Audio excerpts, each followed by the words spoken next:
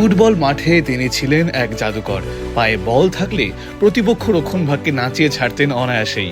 কিন্তু সেই চির হাস্যোজ্জ্বল রোনালদিনহোকে একবার অতিষ্ঠ হয়ে মাঠের মাঝেই হার মানতে হয়েছিল প্রতিপক্ষের মারকুটে ডিফেন্সের কাছে। সম্প্রতি সোশ্যাল মিডিয়ায় ভাইরাল হওয়া আর্জেন্টিনা ও কাতালোনিয়ার প্রাক্তন ডিফেন্ডার পাবলো আলভারেজের এক সাক্ষাৎকার থেকে উঠে এসেছে এমন এক মজাদার ও রোমাঞ্চকর তথ্য। ঘটনাটি ইতালিয়ান সিরিয়াতে এসি মিলান ও কাতানিয়ার মধ্যকার একটি ম্যাচের। আলভারেজ জানান, ম্যাচ শুরুর আগেই কোচ তাকে কড়া নির্দেশ দিয়েছিলেন যেন রোনালদিনহোকে শুরু থেকেই চাপে রাখা হয়। মাঠে নেমে আলভারেজও আক্ষরিক অর্থেই কোচের কথা অক্ষরে অক্ষরে পালন করতে শুরু করেন।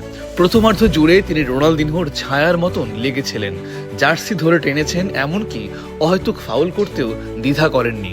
সাধারণত মাঠে সবসময় হাসি মুখে থাকা রোনালদিনহো সেদিন আলভারেজের এমন আচরণে বেশ বিরক্ত ও অস্বস্তিতে পড়েছিলেন। ম্যাচের প্রথমার্ধ যখন 0-0 সমতায় শেষ হলো, তখন টানেল দিয়ে ড্রেসিং রুমে ফেরার পথে ঘটে সেই অভাবনীয় ঘটনা। আলভারেজ ভাবছিলেন হয়তো কোনো বিবাদ শুরু হতে যাচ্ছে, কিন্তু রোনালদিনহো শান্তভাবে তার কাঁধে ট্যাপ করে নিজের জার্সিটি খুলে এগিয়ে দিলেন। আলভারেজকে উদ্দেশ্য করে ফুটবল কিংবদন্তি তখন সোজাসুজিই বলেছিলেন, আলভারেজ, এই নাও আমার জার্সি, কিন্তু দয়া করে দ্বিতীয় হাফে আমাকে আর মেরো না। সেই মহামূল্যবান জার্সিটি আজও আলভারেজের সংগ্রহে রয়েছে।